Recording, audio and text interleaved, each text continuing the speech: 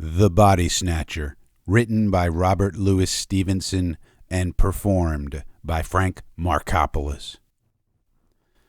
Every night in the year, 4 of us sat in the small parlor of the George at Debenham, the undertaker and the landlord and Fettes and myself. Sometimes there would be more, but blow high, blow low, come rain or snow or frost, we 4 would be each planted in his own particular armchair. Fettes was an old drunken Scotchman, a man of education, obviously, and a man of some property, since he lived in idleness. He had come to Debenham years ago, while still young, and by a mere continuance of living had grown to be an adopted townsman. His blue camlet cloak was a local antiquity, like the church spire. His place in the parlor at the George, his absence from church, his old, crapulous, disreputable vices were all things of course in Debenham. He had some vague radical opinions and some fleeting infidelities, which he would now and again set forth and emphasize with tottering slaps upon the table. He drank rum, 5 glasses regularly every evening, and for the greater portion of his nightly visit to the George sat with his glass in his right hand in a state of melancholy alcoholic saturation. We called him the doctor, for he was supposed to have some special knowledge of medicine and had been known, upon a pinch, to set a fracture or reduce a dislocation, but beyond these slight particulars we had no knowledge of his character and antecedents. One dark winter night, it had struck 9 some time before the landlord joined us, there was a sick man in the George. A great neighbouring proprietor suddenly struck down with apoplexy on his way to Parliament, and the great man's still greater London doctor had been telegraphed to his bedside.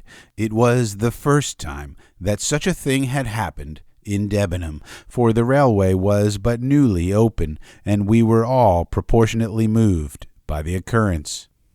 "He's come," said the landlord, after he had filled and lighted his pipe. "He?" said I. "Who? Not the doctor?"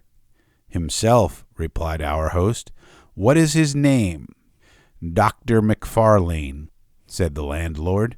Fettes was far through his 3rd tumbler, stupidly fuddled, now nodding over, now staring mazily around him. But at the last word he seemed to awaken, and repeated the name Macfarlane twice, quietly enough the first time, but with sudden emotion at the second.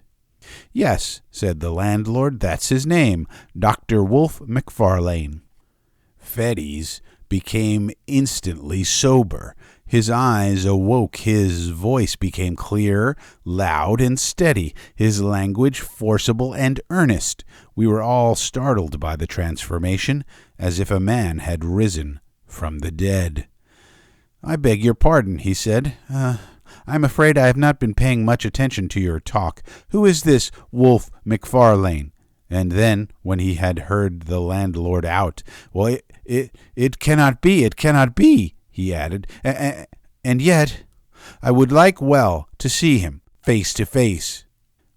"Do you know him, doctor?" asked the undertaker with a gasp. "God forbid," was the reply, "and yet the name is a strange one.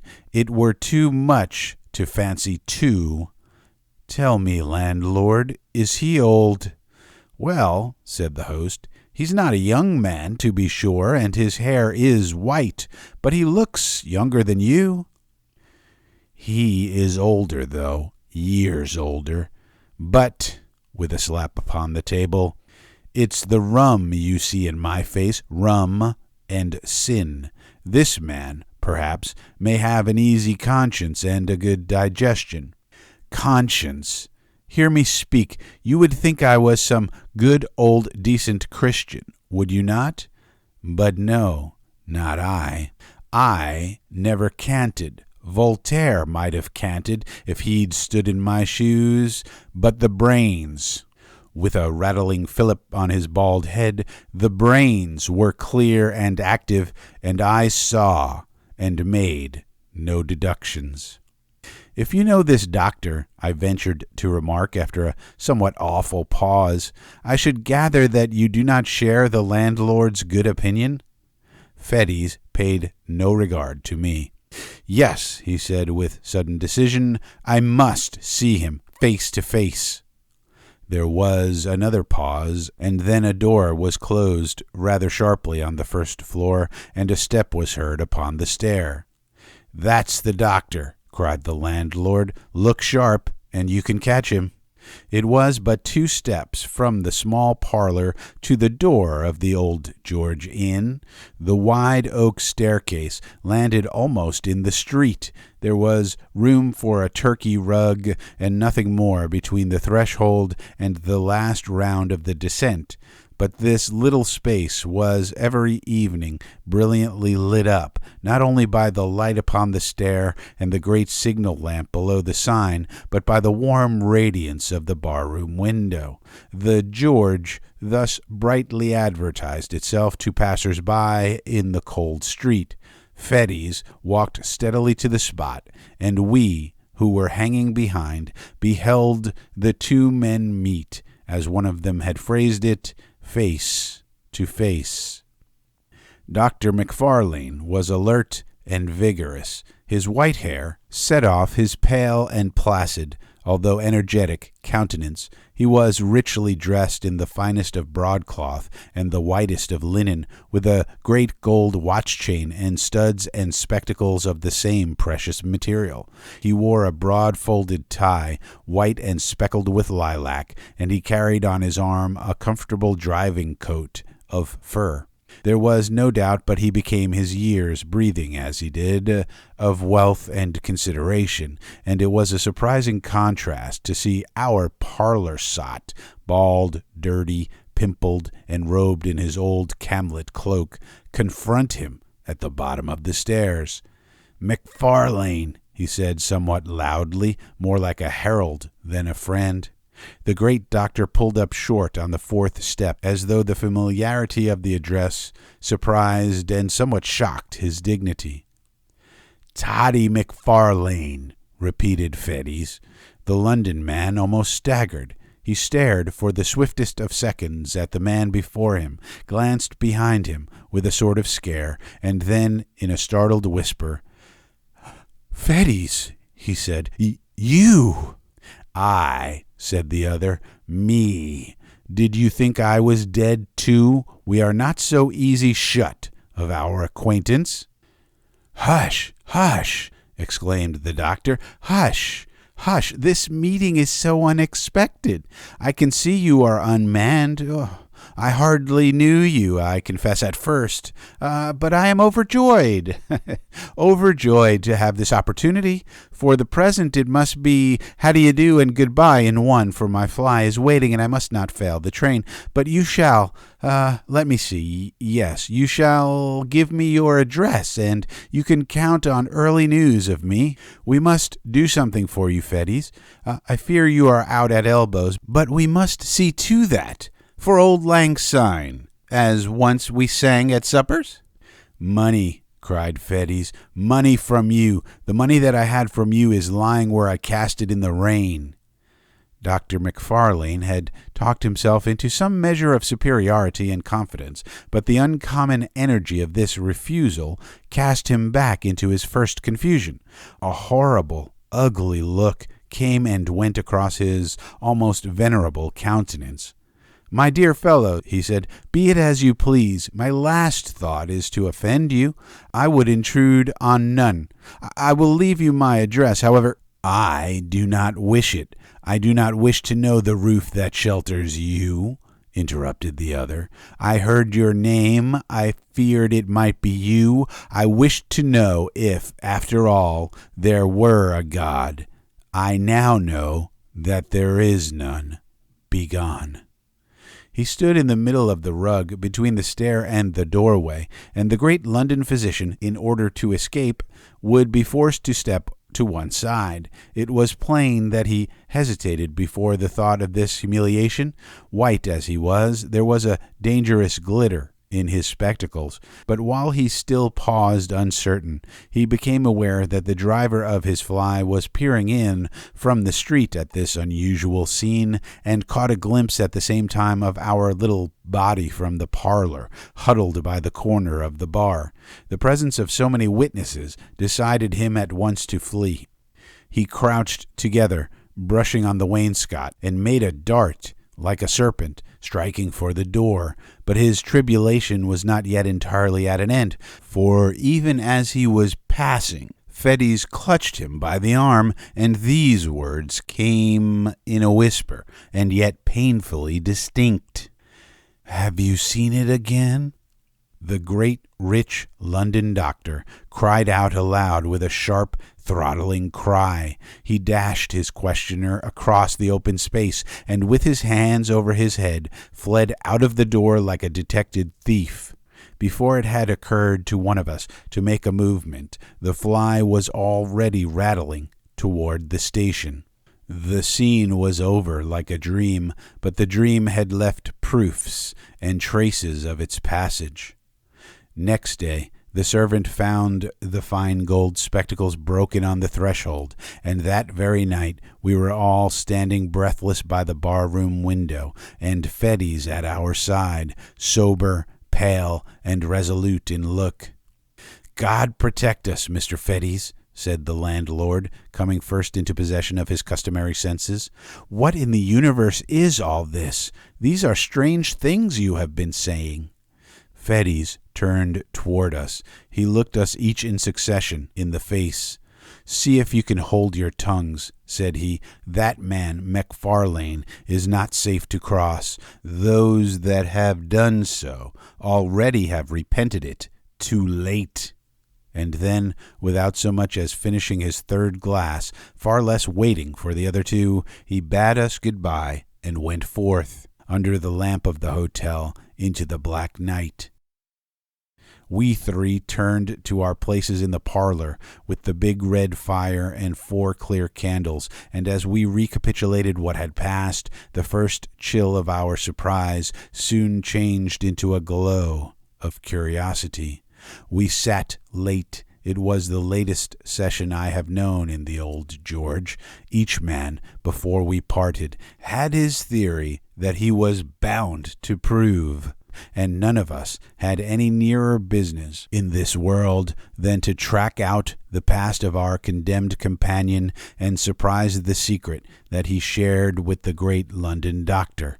It is no great boast, but I believe I was a better hand at worming out a story than either of my fellows at the George, and perhaps there is now no other man alive who could narrate to you the following foul and unnatural events. In his young days, Fettes studied medicine in the schools of Edinburgh. He had talent of a kind, the talent that picks up swiftly what it hears and readily retells it for its own. He worked a little at home, but he was civil, attentive, and intelligent in the presence of his masters. They soon picked him out as a lad who listened closely and remembered well. Nay, strange as it seemed to me when I first heard it, he was in those days well favored and pleased by his exterior. There was at that period a certain extramural teacher of anatomy, whom I shall here designate by the letter K. His name was subsequently too well known. The man who bore it skulked through the streets of Edinburgh in disguise, while the mob that applauded at the execution of Burke called loudly for the blood of his employer. But Mr. K was then at the top of his vogue. He enjoyed a popularity due partly to his own talent and address, partly to the incapacity of his rival, the university professor. The students, at least, swore by his name, and Fettes believed himself, and was believed by others, to have laid the foundations of success when he had acquired the favor of this meteorically famous man. Mr. K was a bon vivant as well as an accomplished teacher. He liked a sly illusion no less than a careful preparation. In both capacities, Fettes enjoyed and deserved his notice, and by the second year of his attendance, he held the half-regular position of second demonstrator or sub-assistant in his class. In this capacity, the charge of the theater and lecture room devolved in particular upon his shoulders. He had to answer for the cleanliness of the premises and the conduct of the other students, and it was a part of his duty to supply, receive, and divide the various subjects. It was with a view to this last, at that time very delicate affair, that he was lodged by Mr. K in the same wind and at last in the same building with the dissecting rooms. Here, after a night of turbulent pleasures, his hand still tottering, his sight still misty and confused, he would be called out of bed in the black hours before the winter dawn by the unclean and desperate interlopers who supplied the table. He would open the door to these men, since infamous throughout the land. He would help them with their tragic burden, pay them their sordid price, and remain alone, when they were gone, with the unfriendly relics of humanity. From such a scene he would return to snatch another hour or two of slumber, to repair the abuses of the night, and refresh himself for the labors of the day. Few lads could have been more insensible to the impressions of a life thus passed among the ensigns of mortality. His mind was closed against all general considerations. He was incapable of interest in the fate and fortunes of another, the slave of his own desires and low ambitions. Cold, light, and selfish in the last resort, he had that modicum of prudence, miscalled morality, which keeps a man from inconvenient drunkenness or punishable theft. He coveted, besides, a measure of consideration from his masters and his fellow pupils, and he had no desire to fail conspicuously in the external parts of life. Thus he made it his pleasure to gain some distinction in his studies, and day after day rendered unimpeachable eye service to his employer, Mr. K. For his day of work he indemnified himself by nights of roaring, blackguardly enjoyment. And when that balance had been struck, the organ that he called his conscience declared itself content.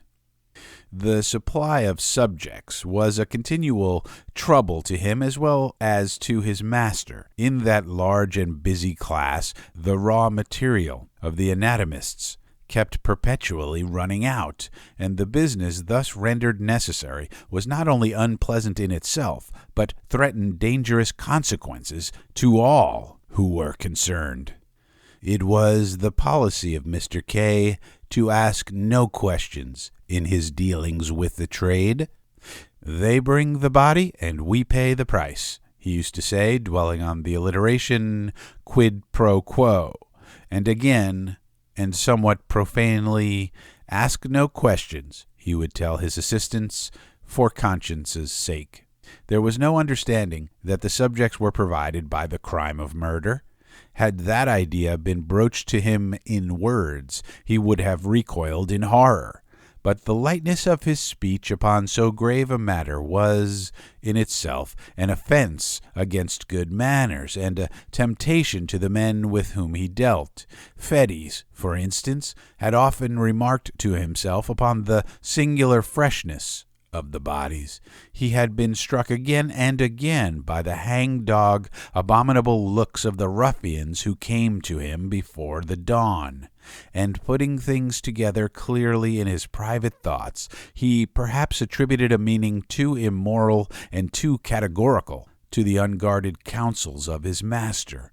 He understood his duty, in short, to have 3 branches: to take what was brought, to pay the price, and to avert the eye from any evidence of crime. One November morning this policy of silence was put sharply to the test. He had been awake all night with a racking toothache, pacing his room like a caged beast, or throwing himself in fury on his bed, and had fallen at last into that profound, easy slumber that so often follows on a night of pain. When he was awakened by the third or fourth angry repetition of the concerted signal, there was a thin, bright moonshine. It was bitter cold, windy, and frosty. The town had not yet awakened, but an indefinable stir already preluded the noise and business of the day. The ghouls had come later than usual, and they seemed more than usually eager to be gone. Fettes, sick with sleep, lighted them upstairs. He heard their grumbling Irish voices through a dream, and as they stripped the sack from their sad merchandise, he leaned dozing, with his shoulder propped against the wall. He had to shake himself to find the men their money. As he did so, his eyes lighted on the dead face. He started. He took 2 steps nearer, with the candle raised. "God Almighty!" he cried. That is Jane Galbraith." The men answered nothing, but they shuffled nearer the door. "Well, I know her, I tell you," he continued. She was alive and hearty yesterday. It's impossible she can be dead. It's impossible you should have got this body fairly." "Sure, sir, you're mistaken entirely," said one of the men. But the other looked Fettes darkly in the eyes and demanded the money on the spot. It was impossible to misconceive the threat or to exaggerate the danger. The lad's heart failed him. He stammered some excuses, counted out the sum, and saw his hateful visitors depart. No sooner were they gone than he hastened to confirm his doubts. By a dozen unquestionable marks, he identified the girl he had jested with the day before. He saw, with horror, marks upon her body that might well betoken violence. A panic seized him, and he took refuge in his room. There he reflected at length over the discovery that he had made, considered soberly the bearing of Mr. K's instructions, and the danger to himself of interference in so serious a business, and at last, in sore perplexity, determined to wait for the advice of his immediate superior, the class assistant. This was a young doctor, Wolfe Macfarlane, a high favorite among all the reckless students, clever, dissipated, and unscrupulous to the last degree. He had traveled and studied abroad. His manners were agreeable and a little forward. He was an authority on the stage, skillful on the ice or the links with skate or golf club. He dressed with nice audacity, and to put the finishing touch upon his glory, he kept a gig and a strong trotting horse. With Fettes he was on terms of intimacy. Indeed, their relative positions called for some community of life, and when subjects were scarce, the pair would drive far into the country in Macfarlane's gig, visit and desecrate some lonely graveyard, and return before dawn with their booty to the door of the dissecting room. On that particular morning Macfarlane arrived somewhat earlier than his wont. Fettes heard him and met him on the stairs, told him his story, and showed him the cause of his alarm. Macfarlane examined the marks on her body. "Yes," he said with a nod, "it looks fishy." "Well, what should I do?" asked Fettes. "Do?" repeated the other. "Do you want to do anything? Least said, soonest mended, I should say."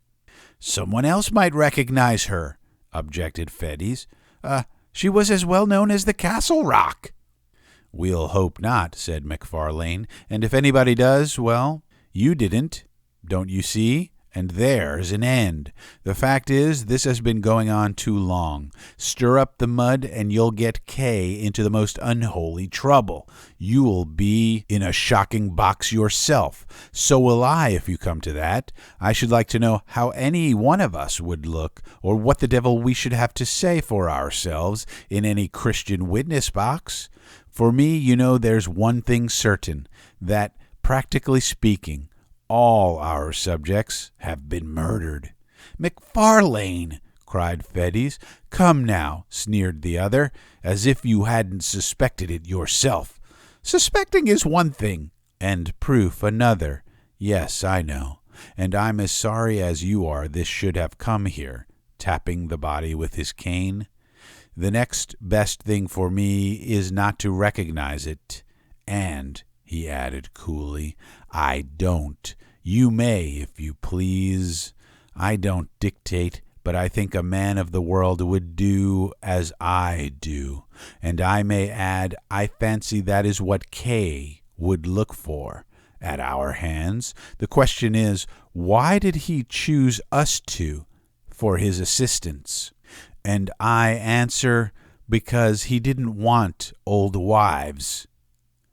This was the tone of all others to affect the mind of a lad like Fettes. He agreed to imitate Macfarlane. The body of the unfortunate girl was duly dissected, and no one remarked or appeared to recognize her.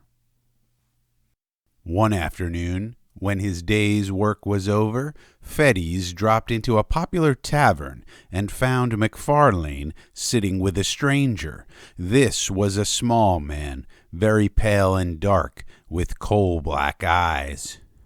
The cut of his features gave a promise of intellect and refinement which was but feebly realized in his manners, for he proved, upon a nearer acquaintance, coarse, vulgar, and stupid. He exercised, however, a very remarkable control over Macfarlane, issued orders like the great Bashaw, became inflamed at the least discussion or delay, and commented rudely on the servility with which he was obeyed. This most offensive person took a fancy to Fettes on the spot, plied him with drinks, and honored him with unusual confidences on his past career.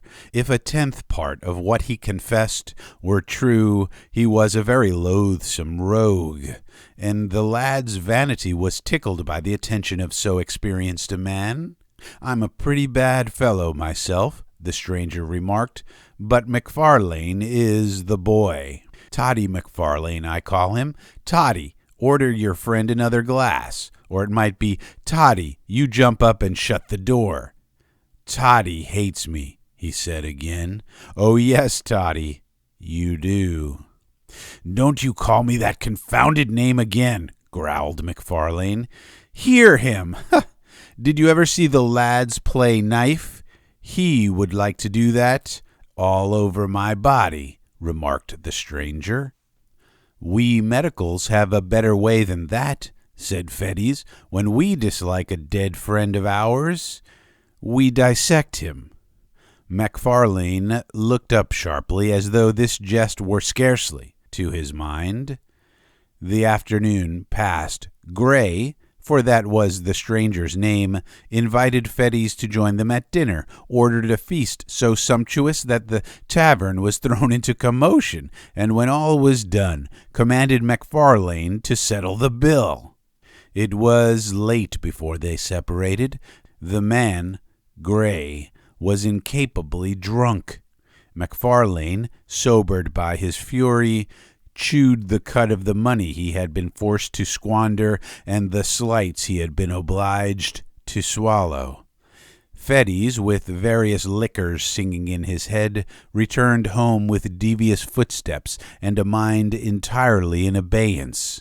Next day, Macfarlane was absent from the class, and Fettes smiled to himself as he imagined him still squiring the intolerable Gray from tavern to tavern. As soon as the hour of liberty had struck, he posted from place to place in quest of his last night's companions. He could find them, however, nowhere. So he returned early to his rooms, went early to bed, and slept the sleep of the just. At 4 a.m, he was awakened by the well-known signal. Descending to the door, he was filled with astonishment to find Macfarlane with his gig, and in the gig one of those long and ghastly packages with which he was so well acquainted. "What?" he cried. "Have you been out alone? How did you manage?" But Macfarlane silenced him roughly, bidding him turn to business. When they had got the body upstairs and laid it on the table, Macfarlane made at first as if he were going away. Then he paused and seemed to hesitate, and then, "You had better look at the face," said he, in tones of some constraint. "You had better," he repeated, as Fettes only stared at him in wonder. "But where and how and when did you come by it?" cried the other. "Look at the face," was the only answer. Fettes was staggered. Strange doubts assailed him. He looked from the young doctor to the body and then back again. At last, with a start, he did as he was bidden. He had almost expected the sight that met his eyes, and yet the shock was cruel.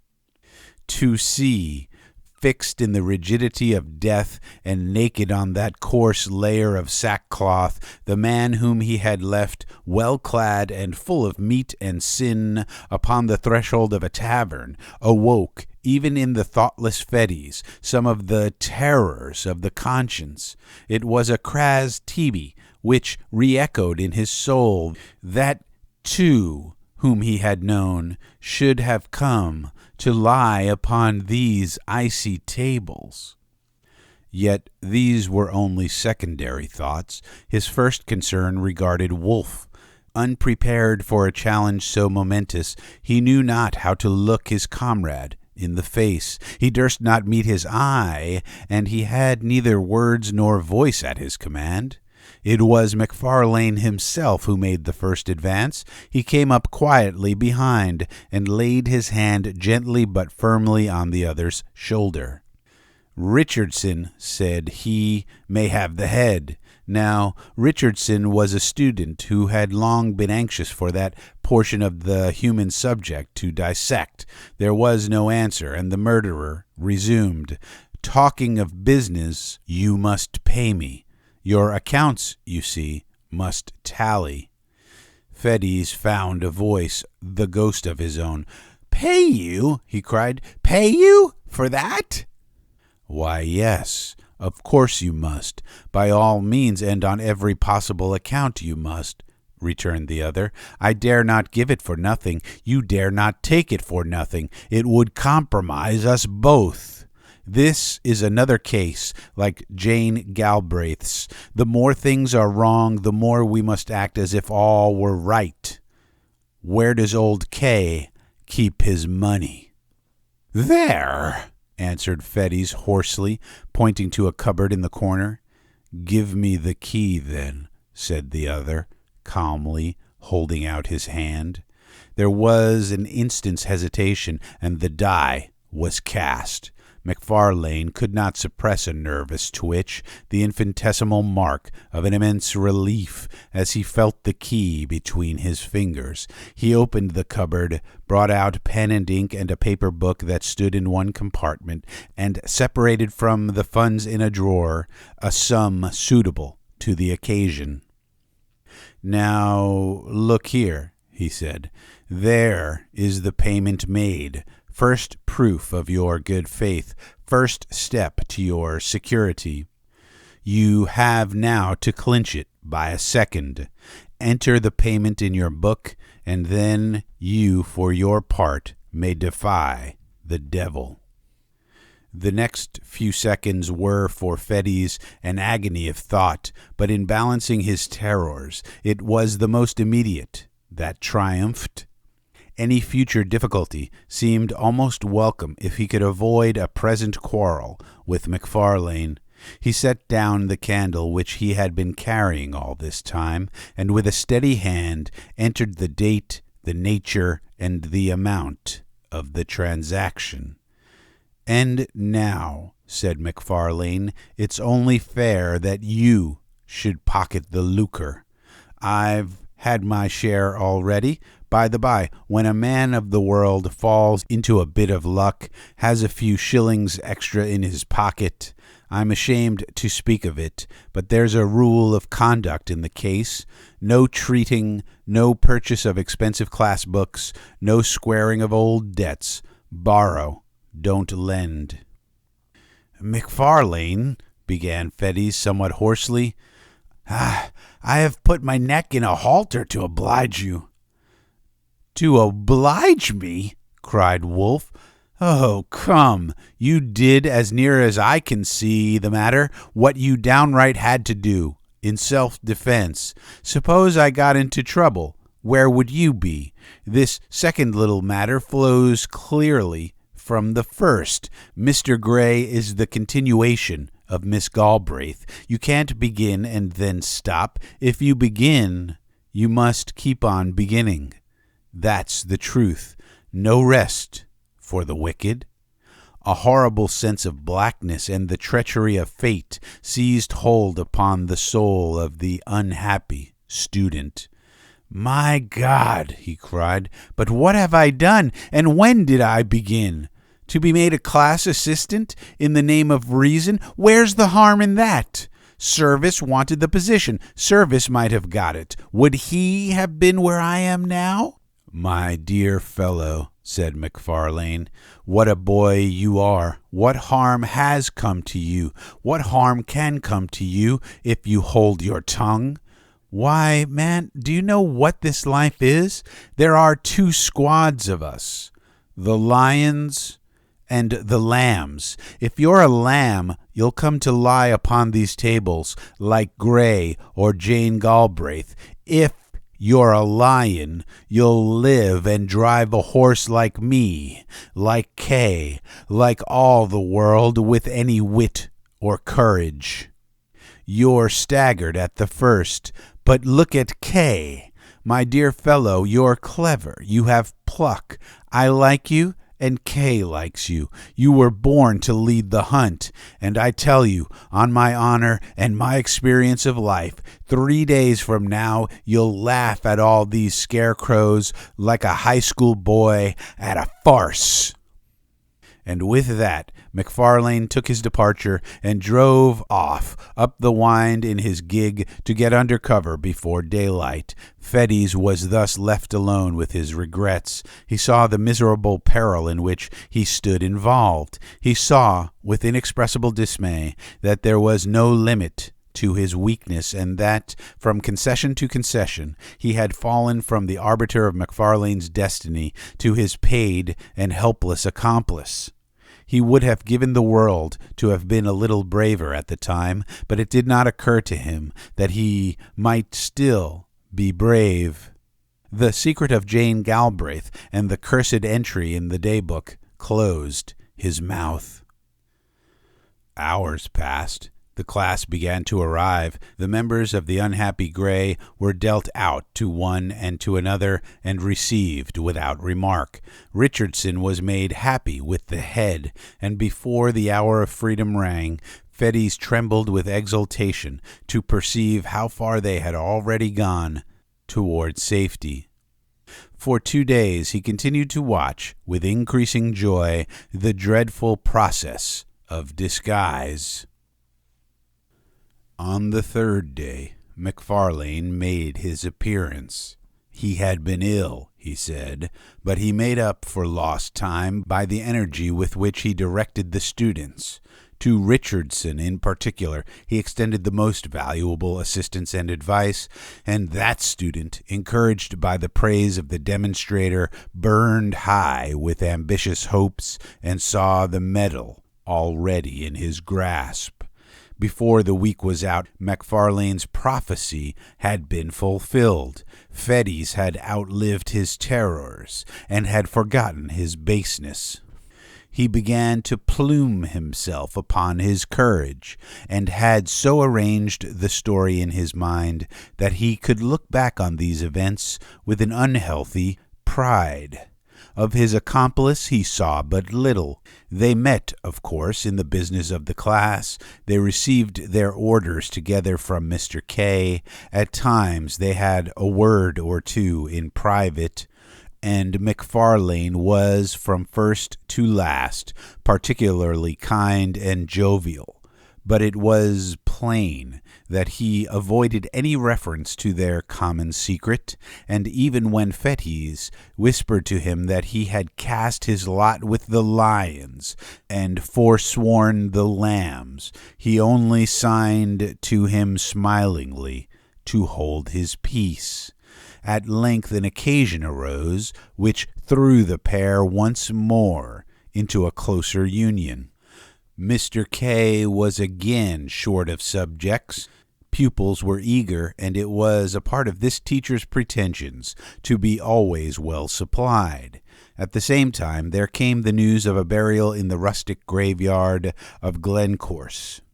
Time has little changed the place in question. It stood then, as now, upon a cross road, out of call of human habitations, and buried fathom deep in the foliage of 6 cedar trees. The cries of the sheep upon the neighboring hills, the streamlets upon either hand, one loudly singing among pebbles, the other dripping furtively from pond to pond, the stir of the wind in mountainous old flowering chestnuts, and once in 7 days the voice of the bell and the old tunes of the precentor were the only sounds that disturbed the silence around the rural church. The resurrection man, to use a byname of the period, was not to be deterred by any of the sanctities of customary piety. It was part of his trade to despise and desecrate the scrolls and trumpets of old tombs, the paths worn by the feet of worshippers and mourners, and the offerings and the inscriptions of bereaved affection. To rustic neighborhoods, where love is more commonly tenacious, and where some bonds of blood or fellowship unite the entire society of a parish, the body snatcher, far from being repelled by natural respect, was attracted by the ease and safety of the task.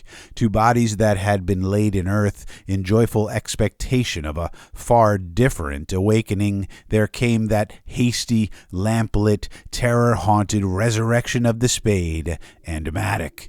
The coffin was forced, the cerements torn, and the melancholy relics, clad in sackcloth, after being rattled for hours on moonless byways, were at length exposed to uttermost indignities before a class of gaping boys. Somewhat as 2 vultures may swoop upon a dying lamb, Fettes and Macfarlane were to be let loose upon a grave in that green and quiet resting place. The wife of a farmer, a woman who had lived for 60 years and been known for nothing but good butter and a godly conversation, was to be rooted from her grave at midnight and carried, dead and naked, to that faraway city that she had always honored with her Sunday's best. The place beside her family was to be empty till the crack of doom, her innocent and almost venerable members to be exposed to that last curiosity of the anatomist. Late one afternoon, the pair set forth, well wrapped in cloaks and furnished with a formidable bottle. It rained without remission, a cold, dense, lashing rain. Now and again there blew a puff of wind, but these sheets of falling water kept it down. Bottle and all, it was a sad and silent drive as far as Penicuik, where they were to spend the evening. They stopped once to hide their implements in a thick bush not far from the churchyard, and once again at the Fisher's Tryst to have a toast before the kitchen fire and vary their nips of whiskey with a glass of ale. When they reached their journey's end, the gig was housed, the horse was fed and comforted, and the two young doctors in a private room sat down to the best dinner and the best wine the house afforded. The lights, the fire, the beating rain upon the window, the cold, incongruous work that lay before them added zest to their enjoyment of the meal. With every glass their cordiality increased. Soon Macfarlane handed a little pile of gold to his companion. "A compliment," he said. "Between friends these little accommodations ought to fly like pipe lights." Fettes pocketed the money and applauded the sentiment to the echo. "You are a philosopher," he cried. I was an ass till I knew you. You and Kay, between you, by the Lord Harry, but you'll make a man of me." "Of course we shall," applauded Macfarlane. "A man? I tell you, it required a man to back me up the other morning. There are some big, brawling, 40-year-old cowards who would have turned sick at the look of the thing, but not you. You kept your head. I watched you." "Well, and why not?" Fettes thus vaunted himself. "It was no affair of mine. There was nothing to gain on the one side but disturbance, and on the other I could count on your gratitude. Don't you see?" And he slapped his pocket till the gold pieces rang. Macfarlane somehow felt a certain touch of alarm at these unpleasant words. He may have regretted that he had taught his young companion so successfully, but he had no time to interfere, for the other noisily continued in this boastful strain. "Well, the great thing is not to be afraid. Now, between you and me, I don't want to hang, that's practical, but for all cant, Macfarlane, I was born with a contempt. Hell, God, devil, right, wrong, sin, crime, and all the old gallery of curiosities, they may frighten boys, but men of the world, like you and me, despise them. Here's to the memory of Gray." It was by this time growing somewhat late. The gig, according to order, was brought round to the door with both lamps brightly shining, and the young men had to pay their bill and take the road. They announced that they were bound for Peebles, and drove in that direction till they were clear of the last houses of the town.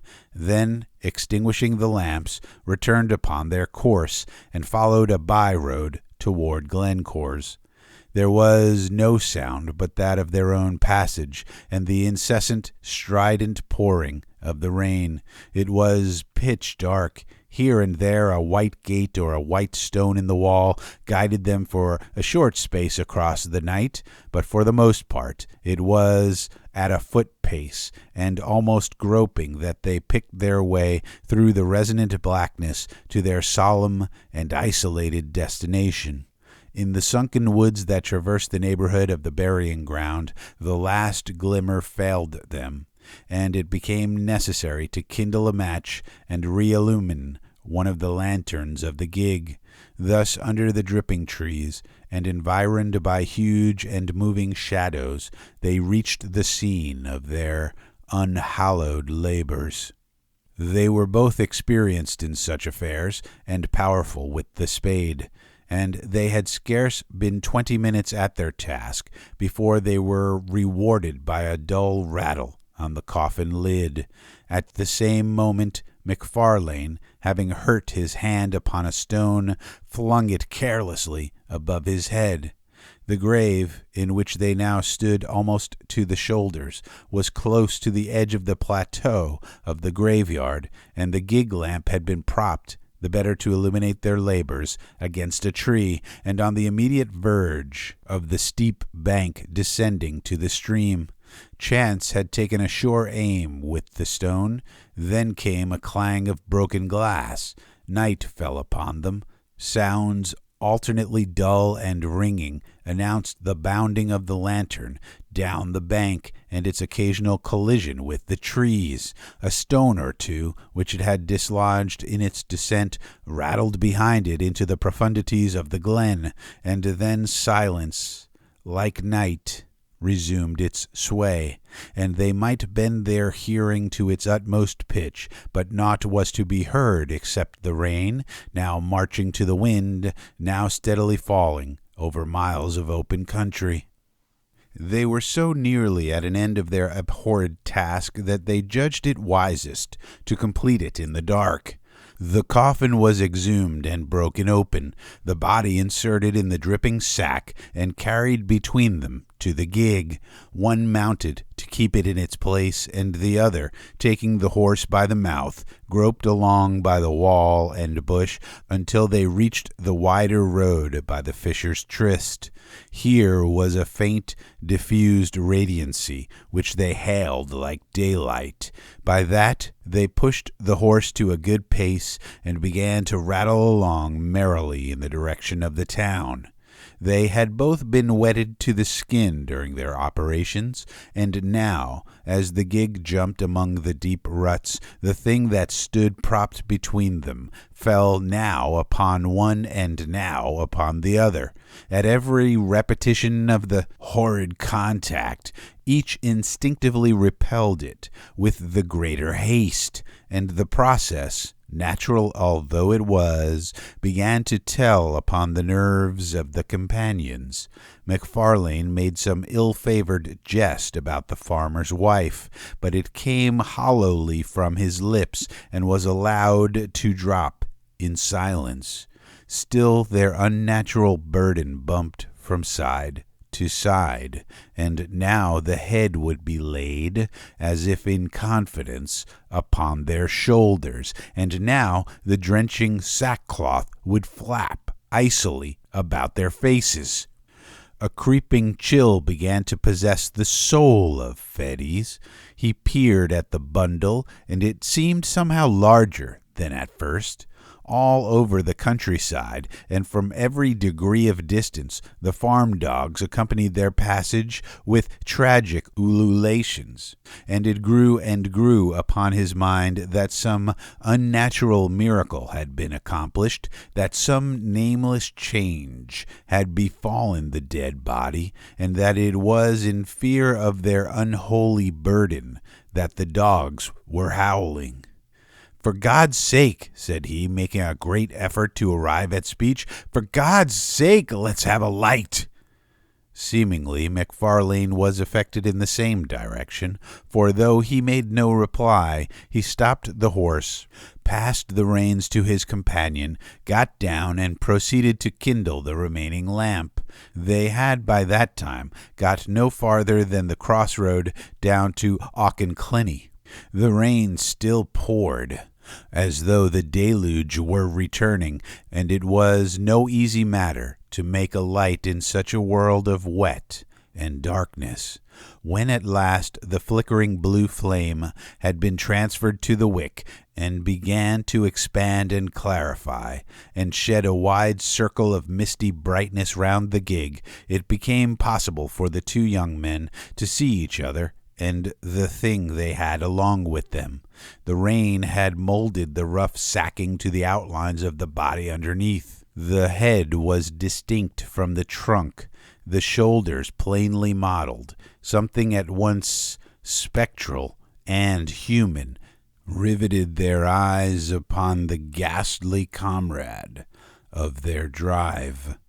For some time Macfarlane stood motionless, holding up the lamp. A nameless dread was swathed, like a wet sheet, about the body, and tightened the white skin upon the face of Fettes. A fear that was meaningless, a horror of what could not be, kept mounting to his brain. Another beat of the watch, and he had spoken, but his comrade forestalled him. "That is not a woman," said Macfarlane in a hushed voice. "It was a woman when we put her in," whispered Fettes. "Hold that lamp," said the other. I must see her face." And as Fettes took the lamp, his companion untied the fastenings of the sack and drew down the cover from the head. The light fell very clear upon the dark, well-molded features and smooth-shaven cheeks of a too familiar countenance, often beheld in dreams of both of these young men. A wild yell rang up into the night. Each leapt from his own side into the roadway. The lamp fell, broke, and was extinguished, and the horse, terrified by this unusual commotion, bounded and went off toward Edinburgh at a gallop, bearing along with it, sole occupant of the gig, the body of the dead and long dissected Gray. The end. You have been listening to a short story entitled The Body Snatcher. It was written by Robert Louis Stevenson and performed by Frank Marcopolos. If you enjoyed it, please click like on this video so that way I will know, and or subscribe to this YouTube channel if you have not done so already. As always, thank you for listening. I appreciate your time and your attention.